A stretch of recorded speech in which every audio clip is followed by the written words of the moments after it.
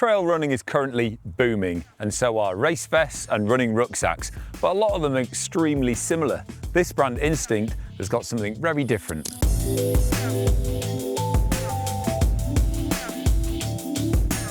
So just a quick overhaul. Who are Instinct? Instinct Trail are a French company run by a guy called Sean, who couldn't be more passionate about the packs he's designing. I will cut to the chase. I cannot show you everything about these rucksacks today because there are so many amazing features on each one of them, and I've got 3 to talk about today. So if you want all the in-depth, I suggest you go to his YouTube channel and have a little look. It is really impressive, and I'll concentrate on the main features. So today I'm trying to run through 3 main packs that we stock here at Outside. So we've got the 12 litre, the 20 to 24 litre, and the 40 litre. So 3 very different packs which share a lot of the same features, so I'll concentrate on those. Before I run you through all the features of the packs, there's 3 main rules that Instinct try and stick to, and that is functionality, ergonomics and accessibility. And that's quite obvious in all their packs. They all fit really nicely. Everything is so accessible and also really, really functional. Another feature that runs through the whole range is they don't do different sizes. I mean, they don't do different back lengths, so obviously do different literages, but there isn't like small, medium, large, anything like that. There are one size fits all. And we've generally found that does work. So how they've achieved that by having these sort of clips across the front that have no stretch in them, I'll come back to those, but then on the sides on all the packs, they have this bungee sort of straps. That gives you a lot of ways you can tension it, make it tighter and more snug, but also one of the big things they talk about is how much it doesn't slow your breathability. Obviously you're puffing up a hill and really struggling. Your chest expands and you want it to be able to stretch, but then at the same time you don't want it to bounce when you're running down a hill really fast.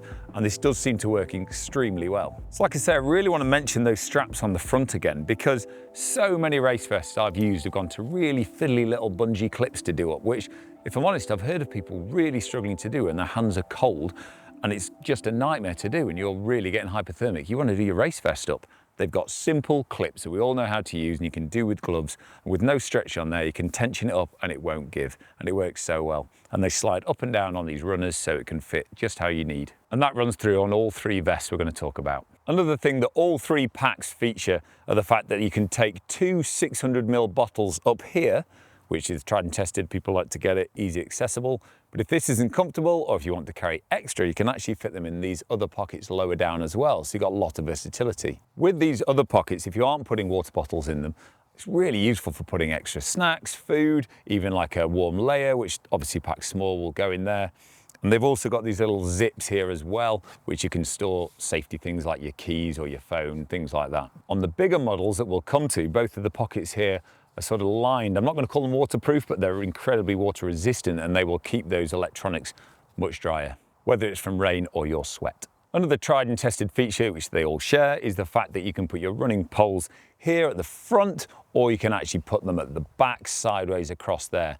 Obviously, if you didn't have your poles in there, you could use this bungee to put something else, maybe even a roll mat if you were taking like overnight gear. But also there's these 2 amazing other pockets all the way through, so you can just stash big jackets or even shove your poles in there quickly. And there's 2 of those. You can get loads of gear in there, warm clothes, gloves, things like that. Another really cool feature that again all 3 packs have is these little top lids at the back. These have been perfectly designed so that you can reach back and grab, say, your waterproof or windproof without taking a race vest off. And then you can just put it on over the top, look like a hunchback for a bit, but who cares, you're in a race, and then run along in comfort, and again, stash it away without having to stop. And if all that wasn't enough, you've got 2 little zip pockets at the top here for, again, whatever you want, keeping your compass or another snack or something like that. When the pack isn't full and bursting at the seams, you can obviously tension it on the sides here, so there's absolutely no bouncing. That's really useful because if you are eating some of your food or taking some layers out of that, the bag will start emptying and you want to squish it down. Another really handy little stash pocket here with very water resistant zips and water resistant fabric, so things are likely to stay dry. Now again, all of their rucksacks open this way, or race vests, whatever you want to call them. And I think that's quite interesting and different to all the others. Because let's be honest, most of the time you'd be opening this zip, you've actually stopped, you've put it down and you've got it flat on the ground, particularly in like kit checks and things like that, maybe at feed stations where you want to get things out and rearrange. Actually, it works really well and you can sit the whole thing flat and get at your gear. And there's actually so much space in here. This is a 12 litre bag and I've got tons of stuff in it. And like I've already mentioned, accessibility, functionality, amazing. You've got these little pockets inside the lid here, so again, more organisation for all your kit. So if you don't want to just dump it in there and have some special gear you need to find quickly, you can put them in those pockets. And again, if it wasn't enough, you've got more pockets in here as well. So you can dump things in there and a little stash pocket at the top for maybe your sort of security stuff like your keys. If you do prefer running with a bladder, there's a zip at the top here and the bladder can go all the way down the back. So if it did ever break or leak, things like that, it wouldn't be in the main bag getting your clothing wet. So that's most of the features, but another thing I want to add is it's so comfy. It just hugs you.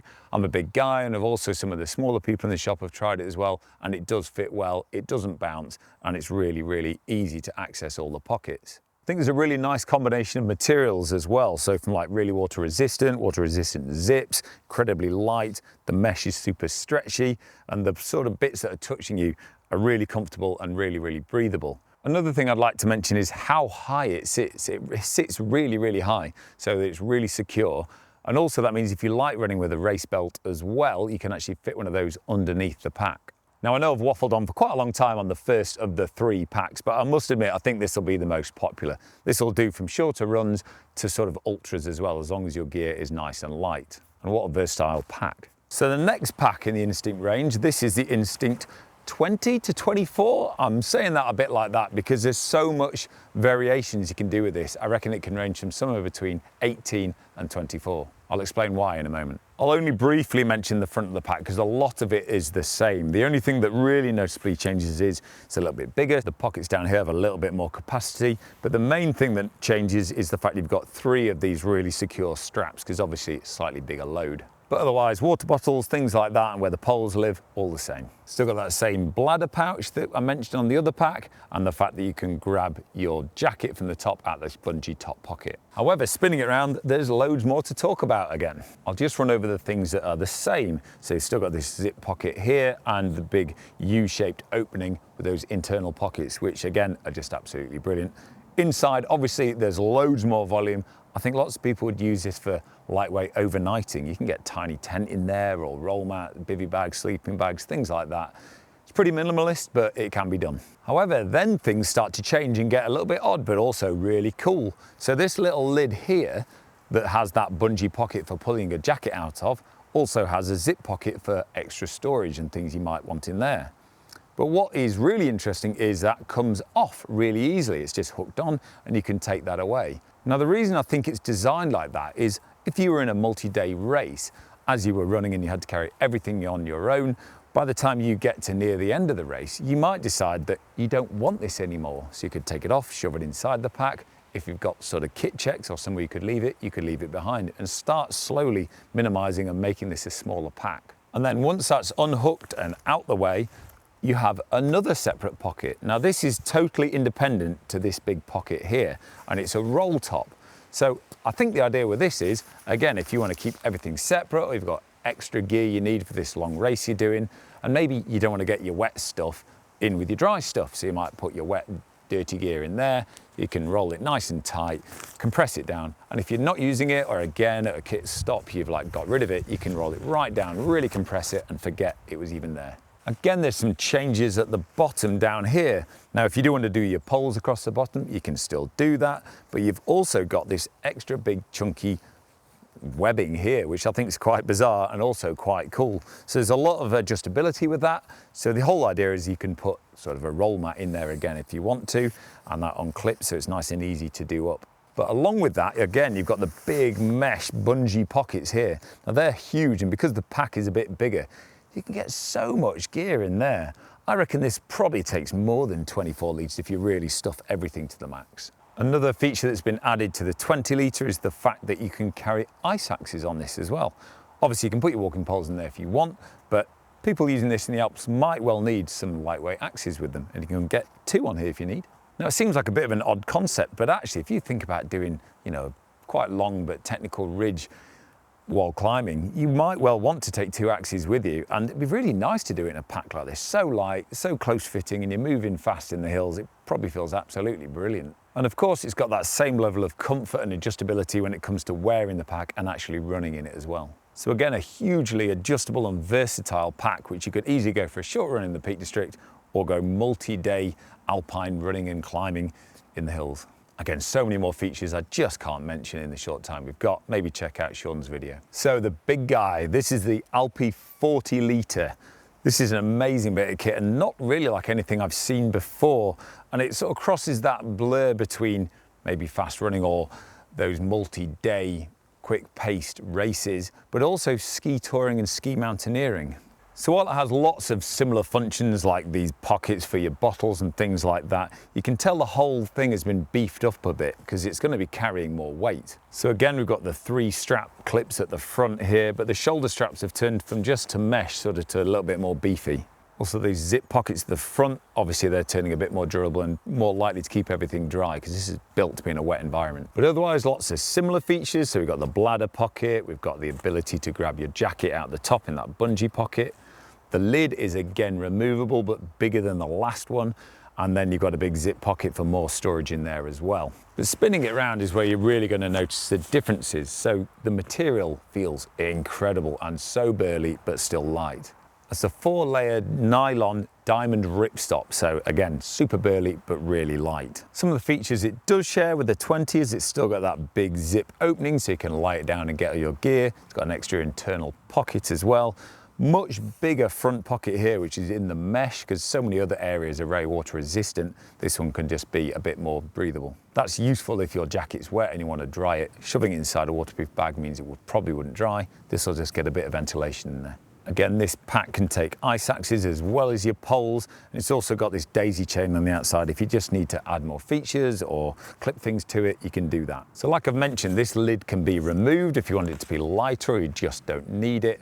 And then again, you've got this roll top which lives completely independently to this part of the pack. So you can open that up, keep your stuff in there you want to keep separate, maybe your spare gloves or your hat, and the rest of in here is your sleeping gear. Once again, why that's so cool is the fact that if you don't want to use it and you want a smaller pack, don't put anything in it. It'll roll down and compress to nothing. And even though it's quite a big, chunky pack, because of the compressibility of it, you can squash it right down and again, even do some shorter runs if you want.